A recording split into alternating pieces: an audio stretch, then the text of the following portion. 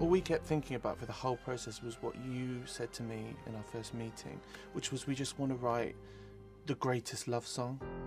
I've been here before. It's really important that you have a song that matches the feeling and the tone of the film. And Sam Smith, we couldn't have picked anybody better. I remember sending an email to my agents in America, probably the cockiest email in the world, and I just said, is there any way that I could do the Bond theme?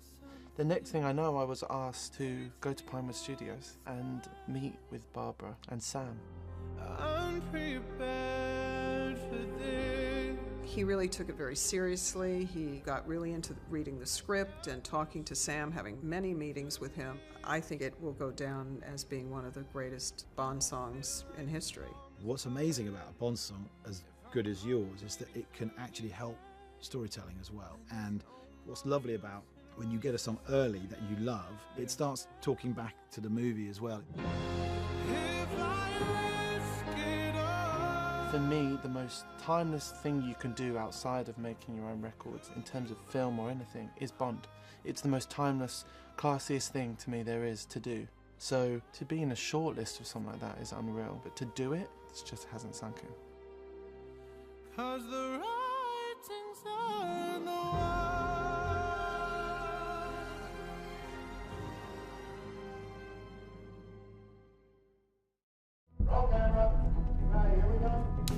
The philosophy of the Bond franchise, and mine particularly as a filmmaker, is to do things for real. So you have to roll up your sleeves and work it out. Coming into this film, Sam was really up the ante. We're going to be spread all over the place. You know, we're going to Austria, which is a massive special effects stunt sequence. It's something that hasn't been done before, where we have 3 cars and planes. I think it's going to be a great scene, and the audience is going to love it. We are doing all sorts of things in Mexico, big explosions, buildings collapsing. It's a very complicated sequence. We have a lot of special effects and a lot of stunts. So when Daniel's on the rooftop, he's actually on a rooftop in Mexico City. When we have helicopters flying over the square and down the streets, it's a real helicopter actually doing the stunts. And then there was Morocco, which was a huge sequence for us. I think it's certainly the biggest explosion I've ever done. And it's going to be a real roller coaster ride. The tradition for Bond is always real stunts, real action, real explosions. There's nothing made in a computer, and that remains the case here. And so the ultimate goal is the kind of excitement, visceral excitement, you can only get from live stunts.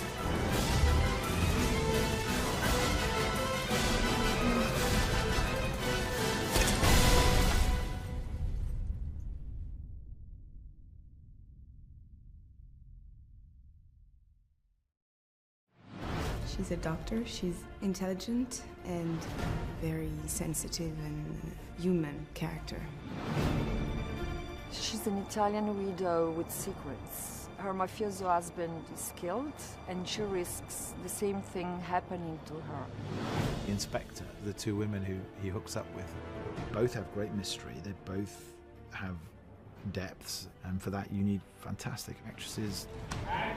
And I just thought, well, Monica Bellucci, you know, makes sense in the story, makes sense with the ages of the characters we're dealing with, and she's a, you know, incredibly seductive presence in life and in the movie, and I'm thrilled she's in it. James Bond is a part of cinema history, and I respect so much all the James Bond girls, because I think they are incredible actresses. And now we have Léa Seydoux.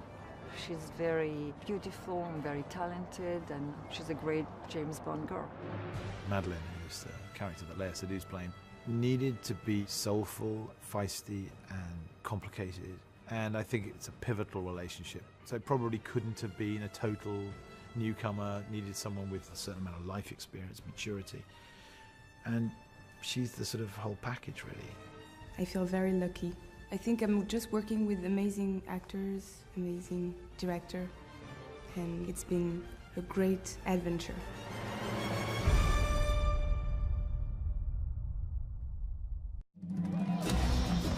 I wanted the audience to be dropped right into the middle of a very, very specific, very heady, rich environment. It's the Day of the Dead. Everywhere you look, there's colour and detail and life. And we built floats and maquettes, and the costumes are extraordinary, and the craftsmanship is amazing. We went to Mexico and found amazing people there. It is their culture, so they had to teach me. I told them, please do it your way. And they worked for 6 months, but the results are breathtaking. Each jacket was created per person, the dresses. We really tried to make them all different and always bringing like the death into these costumes.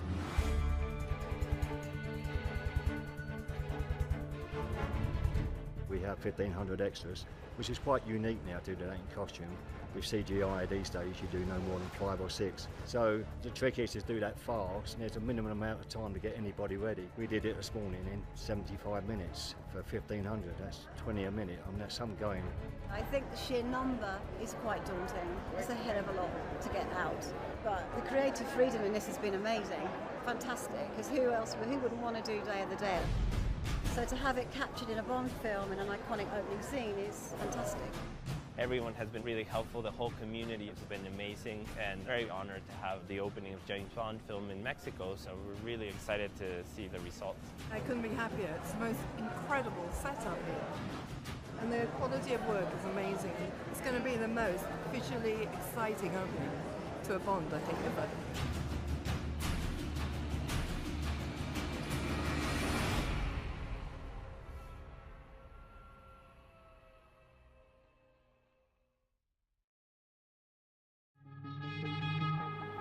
We've taken delivery now of 8 Aston Martins.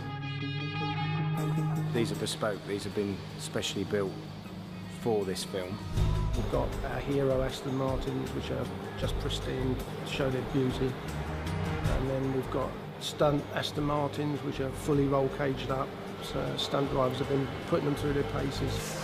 I love the idea of this fantastic car being in a sort of one-on-one battle with another incredible car from Jaguar, which is similarly extraordinary, actually. So it's a cat and mouse game through the nighttime streets of Rome at great speed between 2 of the fastest cars in the world, neither of which you'd have ever seen before. Tonight we have completely shut down the streets of Rome. And we are doing a scene where the hero of the film, Mr. Hinks, is chasing his evil nemesis, James Bond.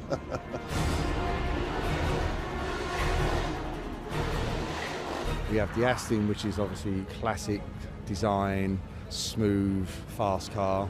And then we have Hinks, who's a beast of a character in the beast of a car, which is the Jaguar CX-75. It's amazing. It's one of those scenes that's going to be very iconic, I think. Just with the 2 cars racing through the streets of Rome. I mean, how often do you see that? It's one of those things you only see in a James Bond film.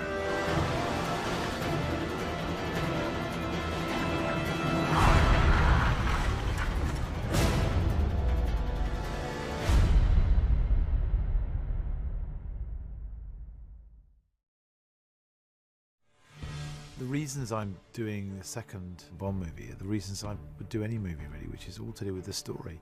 And in this movie, Spectre, what you have is a movie entirely driven by Bond. He is on a mission from the very beginning. He is on the hunt, on the trail of somebody. You don't know why, you don't know what he's doing there. And that sense that something is up is also tied to the second part of a crucial story of Bond's childhood. So once that was clear, that those huge things were on the table, I felt like I had to do it. And action. And then on top of that, I felt like I'd initiated Rafe as M, Naomi as Moneypenny, and Ben Whishaw as Q, and I wanted to tell the next stage of their stories and develop them as characters much, much more. And in this movie, in a way, they help him, and they all, in different ways, risk their careers and risk their livelihoods. And I think what's interesting about what's happened post-Skyfall is Bond is the one who has more experience than they do. And I think he's got a greater wisdom. And that's very much what the movie's about. It's about whether or not to pursue the life he's always pursued, whether he matters, and is he going to continue or not. And you'll have to come to see the movie to find out whether he does.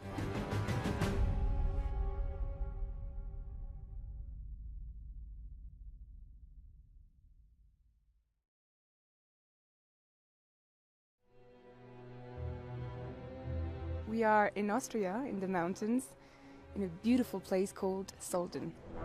It's very surreal. It looks like a painting, especially from a guy like me. I'm from the inner city. I grew up in the inner city. It's my first time ever on a mountain. I'm quite nervous at the moment, but I'm really excited and looking forward to starting the film. Action! Above all, we have to deliver an amazing sequence, and this is going to be one of the major action sequences of the movie, a jewel in the crown, so to speak, and it's going to be spectacular, and Austria seemed to offer everything that we needed to pull it off. It was a long journey for me through many countries to try and find this, and we found a very unique, modern facility that we were looking for. So here we are now, first day of shooting, and it's just absolutely amazing. There's all the difficulties of filming somewhere that's so cut off, coupled with the weather possibilities, the altitude, all those things. It's a real challenge to be up here, but the payoff is stunning scenery and an incredible location.